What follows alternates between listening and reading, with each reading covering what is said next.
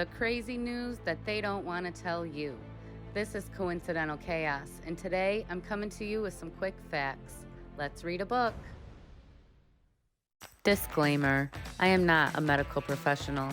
This discussion is intended for entertainment and educational purposes only, and is based upon reviewed historical research and my own personal experience.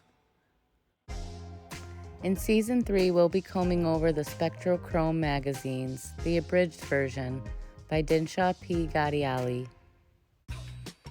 Dinshah knew that everything is connected. He also knew how energy operates.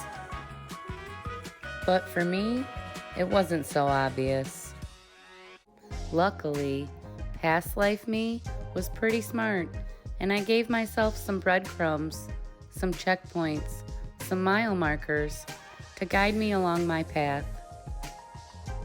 And there are some pretty big ones. Let's take a look. You may remember me showing you this in episode 2. It's a book I wrote when I was 9 years old. Now, my mom found these books in her attic at random. She was putting away Christmas decorations and just happened to come across a box.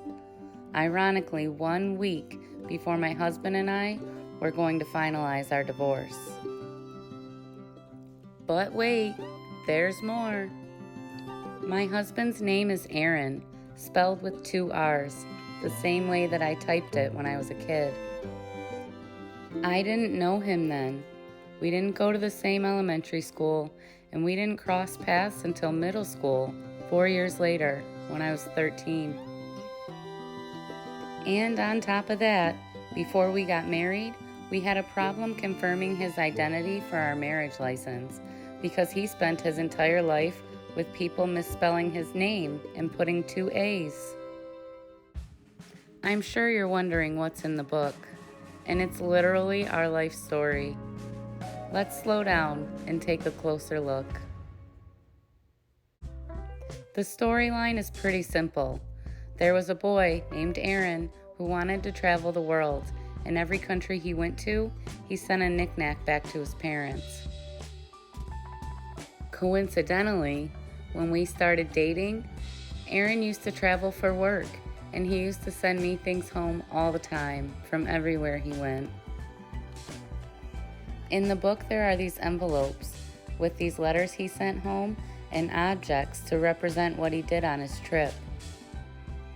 In the first envelope was money. And Aaron would always send me money from the road. He would pay my phone bill and then send me a postcard letting me know that he did, without me even asking. In the second envelope was a cool rock, and rock hunting is one of our favorite hobbies. In the third envelope was a blue crystal that was supposedly as blue as a pretty girl's eyes that he met. What do you guys think? Pretty close? The envelope after that had a piece of cloth in it, because where he was known for making clothes. And with my help, Aaron started his own clothing company, and he makes his own clothes. The next envelope contained a really cool seashell. And he sent me one of those too. The final envelope really got to me. It contained a statue of a 3-legged dog to represent a 3-legged dog that he met on his trip.